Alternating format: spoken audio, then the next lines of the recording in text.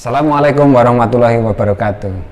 Alhamdulillahirrahmanirrahim. Allahumma sholli ala Muhammad wa ala ali Muhammad. Barakallahu fikum. Kita jumpa lagi dalam video kali ini. Kita akan melanjutkan dari video sebelumnya tentang penerapan konsep dari hukum Newton pada gerak. Nah, kalau pada video sebelumnya telah Anda saksikan ada 5, jadi ada 5 penerapan dari konsep hukum Newton itu dalam gerak lurus. Itu ada 5. Nah, pada hari ini saya akan membahas ini gerakan seperti ini, yaitu penerapan hukum Newton pada gerak melingkar. Kalau pada gerak lurus ada sekitar 5, maka pada gerak melingkar ini ada 6. Apa saja penerapan itu dan kasus-kasusnya bagaimana? Mari kita bahas. Bagian 2 yaitu pada gerak melingkar.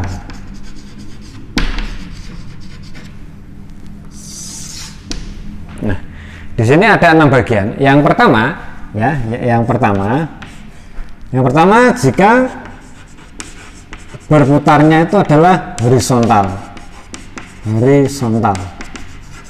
Maksudnya bagaimana? Maksudnya gerakan seperti ini. Jadi ketika saya bermain bandul ini gerakannya seperti ini. Jadi begini. Nah, horizontal, mendatar, horizontal. Jadi ini perputarannya begini. Nah, jadi ini pegangannya, kemudian ini bandulnya, ini berputar seperti ini. Ya, horizontal. Perlu diketahui, ya sebelumnya perlu diketahui bahwa ketika pada gerak melingkar, ini akselerasinya dinamakan akselerasi sentripetal. Jadi kalau pada pembahasan sebelum-sebelumnya itu untuk membahas hukum Newton kedua, ya kan, hukum Newton kedua kan sigma F sama dengan sigma M kali A.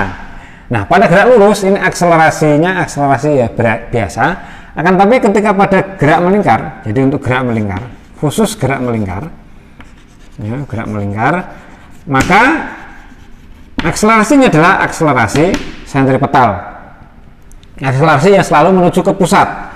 Jadi kalau ini muter begini, ketika ini ada benda bergerak begini, ini kesananya itu akselerasi tangensialnya. Nah, yang menuju ke pusat ini namanya sentripetal. Gabungan totalnya ini namanya percepatannya. Ya, jadi seperti itu. Sehingga dalam bentuk percepatan sentripetal ini terhubung dengan jari-jari dan kecepatannya V. Ya, ini V kuadrat per R. Ini rumusnya di pembahasan gerak melingkar pada pembahasan sebelumnya. Nah, kita analisis gerakan-gerakannya. Yang pertama, ini kecepatannya, berarti ini ada V. Kemudian ya, ini berarti ada jari-jarinya. Nah, gerakan mutar ini berarti kecepatan sudut. Nah, di sini ada percepatan sentripetal. Maka gaya yang bekerja, karena ini mengapa terjadi percepatan sentripetal? Karena ada gaya yang bekerja yang menuju atau meninggalkan pusat itu hanya gaya sentripetalnya itu hanya dalam bentuk tegangan tali. Ya, jadi hanya dalam bentuk tegangan tali saja. Maka kita terapkan sigma F sama dengan M. Sekali lagi, tadi A-nya ini kita ganti, sehingga menjadi V kuadrat per R. Gaya yang bekerja itu apa saja? Nah, tadi gaya sentripetalnya yang bekerja itu hanya, ya, sentripetalnya hanya T, sehingga T sama dengan mv kuadrat per R. Biasanya seperti ini yang ditanyakan kalau dalam kasus berputar horizontal, dimana T itu tegangan tali, M massa, V adalah kecepatan linear, kecepatan. Jadi ketika di sini kecepatan singgungnya, V-nya di sini, ketika nyampe sini, V-nya arah ke sini. Jadi V-nya itu selalu berubah-ubah arahnya, berubah-ubah. Sedangkan untuk berputar ini kecepatan sudut. Apa hubungannya antara kecepatan linear kemudian jari-jari kecepatan sudut? Nah, ini Anda sudah tahu sendiri, di gerak melingkar pada semester 1, V sama dengan omega kali R ya, hubungannya adalah ini. Maka ketika saya masukkan ke sini, tampilannya ini bisa dalam bentuk wujud lainnya juga. Jadi V-nya kita masukkan sehingga menjadi omega kuadrat kali R kuadrat per R.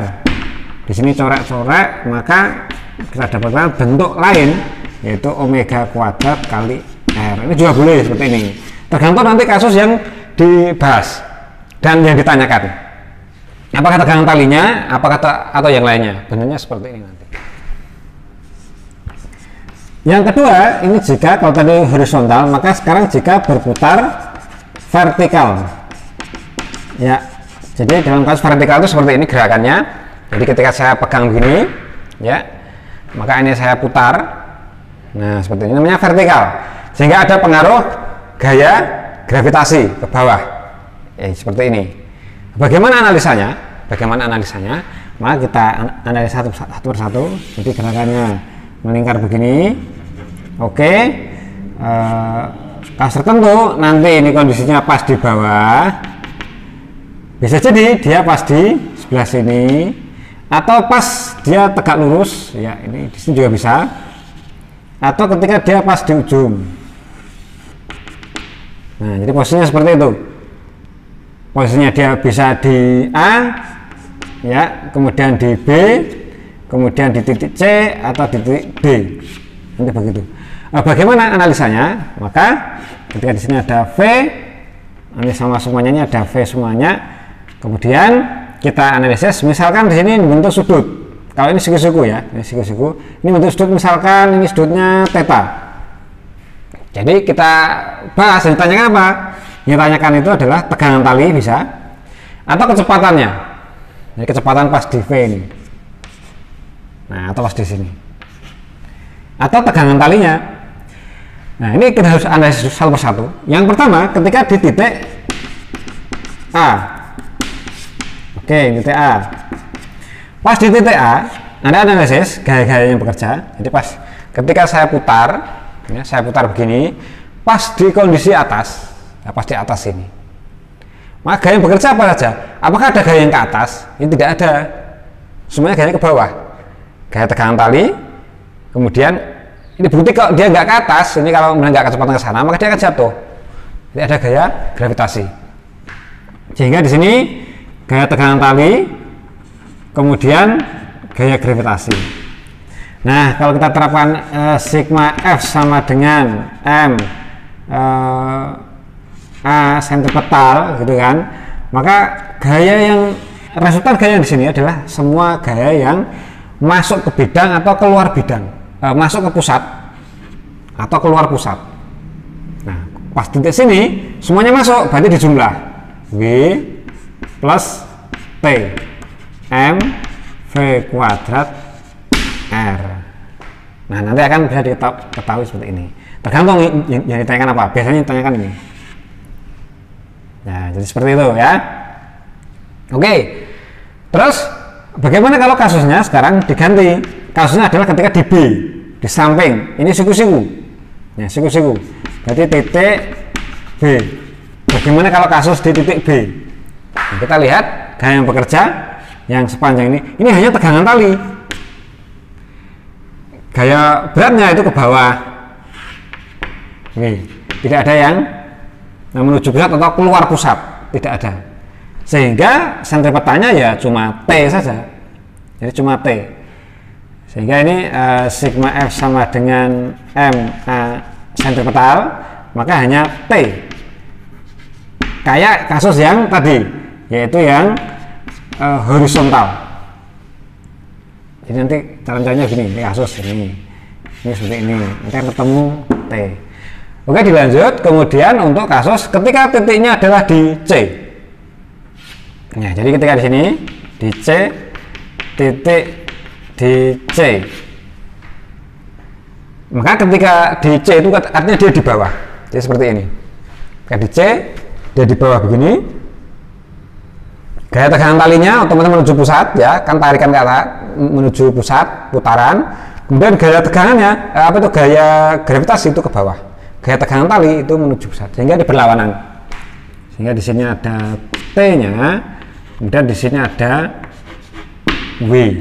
Maka yang menuju pusat dikurangi yang keluar pusat, ya. Yang menuju pusat dikurangi yang keluar pusat, sehingga di sini ketika terapan sigma F M A S, maka yang menuju pusat adalah T dikurangi W mv kuadrat per R. Ya, ini untuk kasus DC. Nah, sekarang kasus yang paling menarik adalah ketika kasusnya adalah di D. Nah, bagaimana kalau di D? Ya, titik D. Nah, pada kasus di D ini membentuk sudut theta misalkan. Tegangan palingnya ada di sini. Di sini ada gaya berat ke bawah W. Nah, ini kalau di sini ini karena bentuk sudut, maka ini ada gaya tegangan tali untuk gaya gravitasi yang arah sini.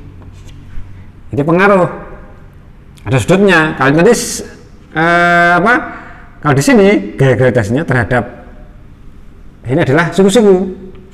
Kalau siku-siku maka nilainya kosong karena cos 90 itu 0.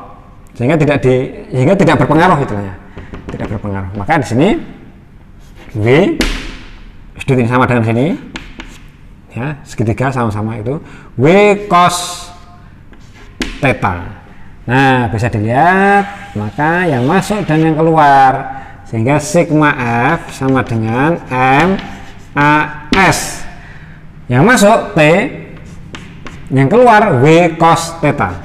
W cos theta sama dengan M V kuadrat R. Ya, ini untuk kasus benda berputar vertikal. Jadi macam-macam pertanyaannya. Bisa ditanyakan ketika di titik A, bisa ditanyakan di titik B, bisa ditanyakan di titik C, bisa ditanyakan di titik D. Tergantung soal yang diinginkan. Nah, untuk kasus yang ketiga itu adalah tentang ayunan kerucut. Jadi ayunan kerucut atau biasanya ini konis. Ini contoh kasusnya bagaimana? Ya, contoh kasusnya seperti ini. Kalau seperti yang saya praktekkan ini adalah dalam gerakan seperti ini ya. Kalau seperti ini gerakannya vertikal. Nah, ini kalau ayunan konis atau kerucut itu seperti ini gerakannya. Nah, ketika gerakan seperti ini, maka nanti faktor-faktor apa yang akan ditanyakan atau dipermasalahkan itu yang bagian mana yang akan dicari. Nah, kita gambarkan ayunan konis itu berarti ya kan kayak kerucut. Ini bentuk sudut theta.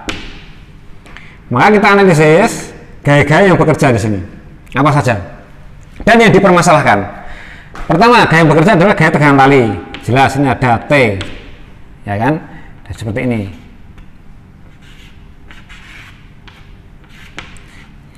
Jadi ada gaya yang ke bawah, gaya berat.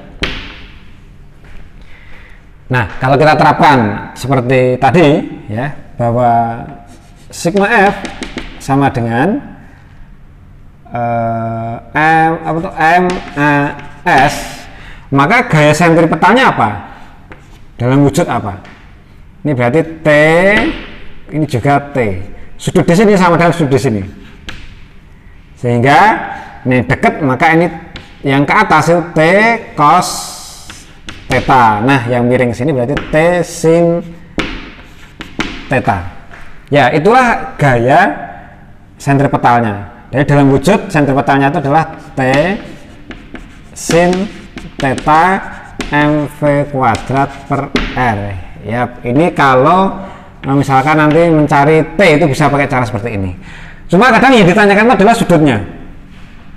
Maka kita analisis vektor-vektor gaya yang lain, yaitu yang seimbang. Jadi ketika ini yang ke atas dan ke bawah, ini terjadi kelembaban seimbang begini kan. Ini bendanya tidak ke bawah, tidak ke atas, dia berputar stabil terus. Jadi ketika diputar begini, ini dia tidak turun, tidak ke atas. Artinya apa? Artinya tidak ada akselerasinya. Berarti berlaku hukum kelembaban untuk vertikal itu 0, ya. F arah Y itu 0. Maka di sini T cos theta itu sama dengan W. Ya, W sendiri adalah M kali G. Maka dari dua persamaan ini bisa kita ambil atau bisa kita dapatkan persamaan yang lainnya. Kita bandingkan, sehingga perbandingan T sin theta per T cos theta, ya kita masukkan, berarti M V kuadrat per R, yang sini M kali G. Masanya sama, berarti bisa kita coret seret-seret. P nya juga sama, bisa kita coret seret-seret, sehingga yang tersisa adalah sin per cos. Sin per cos dalam matematika biasanya ditampilkan dalam bentuk tangen. Jadi tangen theta sama dengan, ini langsung kita masukkan, berarti V kuadrat GR. Nah, biasanya kasus yang ditanyakan mirip-mirip seperti ini nanti. Ini untuk kasus ketiga, yaitu ayunan kerucut. Nah, untuk kasus yang keempat, nah, kasus keempat berarti ini kasus ketika benda atau misalnya ini mobil, yaitu melintasi tikungan, sekarang kasusnya. Nah, kita gambarkan misalkan tikungannya kita anggap kayak melingkar, ya, dengan pusat lingkarannya misalnya di sini. Maka kalau ada mobil di sini misalkan, maka ini ada jarak R. Nah, di sini berapakah kecepatan maksimum yang diizinkan? V-nya ya, V maksimum. Nah, pertanyaannya seperti itu. Jadi berapa kecepatan maksimumnya? Jadi biar dia tidak terlempar dari lintasan ini. Jadi seperti itu. Maka kita terapkan. Ini kan gerakannya melingkar, berarti gaya sentripetal sigma F sama dengan MAS. Nah, ini gaya yang bekerja apa saja? Ya, ini tidak ada tegangan tali, tidak ada. Maka yang ada adalah gaya gesek. Jadi ketika ini bergerak muter gini, ini ada gaya gesek yang membuat mobil atau benda itu bertahan. Jadi Fs. Sehingga gaya yang bekerja hanya Fs. F gitu aja ya, ini F aja, untuk F aja. Ini M, kemudian V kuadrat kecepatan maksimalnya. Nah, F nya itu adalah mu kali N. Jadi mu kali N. N nya itu berarti apa N nya? N nya kalau kita gambarkan, misalkan mobilnya begini, ini mobilnya begini. Nah, ini terhadap tanah ya, berarti ini W nya ke sini, kemudian gaya normalnya ke atas. N sama dengan W. Ya, jadi kita ganti M V kuadrat per R. Nah, N itu sama dengan W. W sendiri sama dengan M kali G. Nah, kita langsung masukkan M kali G. Maka dari sini M nya bisa kita coret. Nah, kita akan ketemu V nya. Sehingga V nya kita pindah. V mu kali G kali R akar. Nah, inilah kecepatan maksimumnya, tidak boleh melebihi sini, tidak boleh melebihi mu nya ini. Kira-kira berapa ya, tergantung kelicinan satu tempatnya itu nanti. Untuk kasus keempat, nah, masih ada dua kasus lagi. Jadi mu ini adalah koefisien gesekan,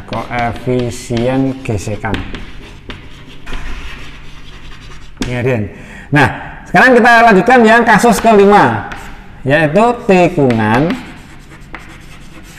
jalan tetapi miring. Ya, jalannya itu miring. Contohnya bagaimana? Jadi contohnya misalnya ini tikungan. Jadi kalau kemiringan kemarin sin atau cos? Iya, betul sekali. Jadi sin, kalau miring itu sin. Sinting, ya, sinting kan miring.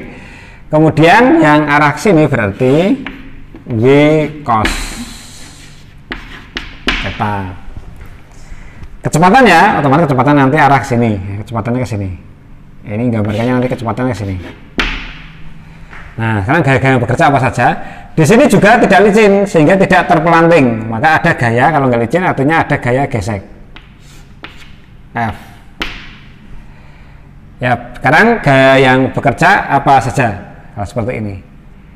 Diarahkan ke, kalau ini masih miring, maka ini diarahkan ke pusatnya. Jadi ke arah pusatnya. Seperti tadi, sigma F sama dengan MA sentripetal. Gaya yang bekerja berarti apa saja ini? Nah, yang menuju pusat itu gaya menuju pusat, dan yang keluar pusat kan tidak ada. Yang menuju pusat hanya W sin dan F. Ya, maka gaya yang menuju pusat ini V sin theta ditambah karena searah tambah berarti F sama dengan mv kuadrat kali R. Nah dari sini F itu sendiri seperti tadi gaya gesek itu adalah mu kali N. Cuma N nya pada kasus ini tidak seperti pada bidang lurus itu.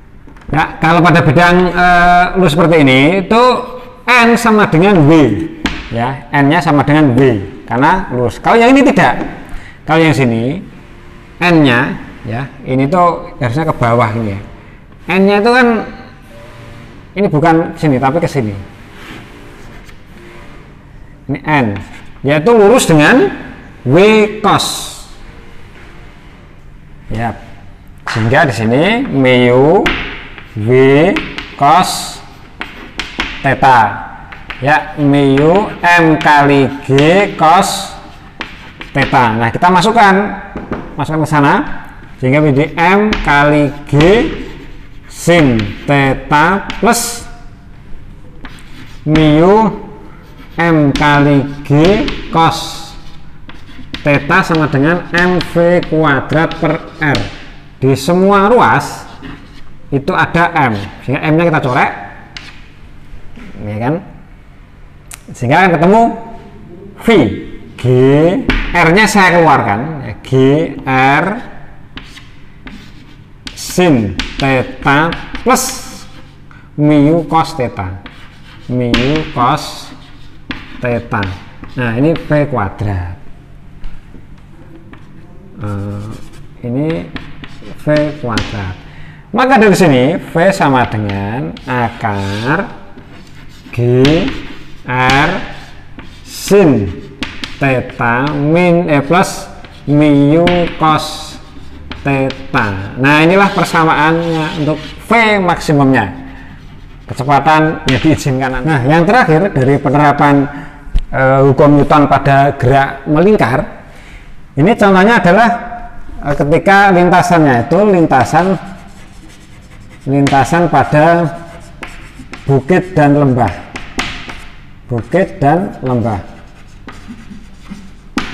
Nah pada bukit dan lembah kita coba, ini kita misalkan ya, ini ada mobil melewati bukit, kita anggap ini sebagai lingkaran, kemudian setelah itu melewati lembah ya gitu kan, jadi seperti ini ya gitu ya. Nah seperti ini misalkan ya, kita misalkan ini radiusnya itu R, ini juga R. Nah ketika ada mobil, nah seperti itu, maka apa aja yang bekerja? Pertama gaya, kemudian di sini gaya normal. Nah bagaimana ketika kasus di bawah? Maka ini B gaya normalnya juga ada ya, dengan pusat lintasan itu ada di masing-masing nih yang berbeda. Maka ketika kasusnya itu di bukit, nah saat di bukit, pertanyaan biasanya nanti ini berapakah gaya normalnya? Ya kita terapkan sigma F sama dengan M V kuadrat per R ya. Jadi kecepatan ke sana, ini V, ini juga kecepatan ke sana, ini V. Ya gaya yang bekerja apa? Yang menuju pusat. Yang menuju pusat adalah V, maka V yang dikurangi terhadap yang keluar dari pusat. N nya kan keluar dari pusat, N mv kuadrat per R. Maka kalau kita ini pindah gitu ya, maka N nanti gaya normal itu sama dengan V min mv kuadrat per R. Biasanya ditanyakan adalah gaya normalnya. Berbeda dengan kasus ketika di lembah. Ketika di lembah maka akan berbeda. Kalau di lembah maka justru yang menuju pusat itu adalah yang gaya normal. Maka sigma F sama dengan mv V kuadrat per R, itu maka N min W mv kuadrat R. Nah dari sini maka nilai N kalau mencari berarti W plus mv kuadrat per R. Maka Anda bisa melihat perbedaannya ketika di bukit, ya ketika di bukit, gaya normalnya itu justru kecil. Mengapa kecil? Karena ini dikurangi, ya dikurangi. Tetapi ketika di lembah itu gaya normalnya, ya gaya normalnya itu besar. Gaya normalnya besar. Mengapa? Karena itu positif. Kalau ini negatif, ini positif. Perbedaan hanya seperti itu. Ya itulah 6 kasus penerapan dari hukum Newton 2 pada gerak melingkar. Jadi dari 6 kasus ini mungkin ada contoh-contoh yang lainnya, tapi secara umum itu semuanya terangkum dalam 6 bagian ini. Dari saya sekian dulu, ada kurangnya mohon maaf. Jangan lupa untuk selalu mengikuti channel YouTube Cinawa Semesta. Salam semesta. Assalamualaikum warahmatullahi wabarakatuh.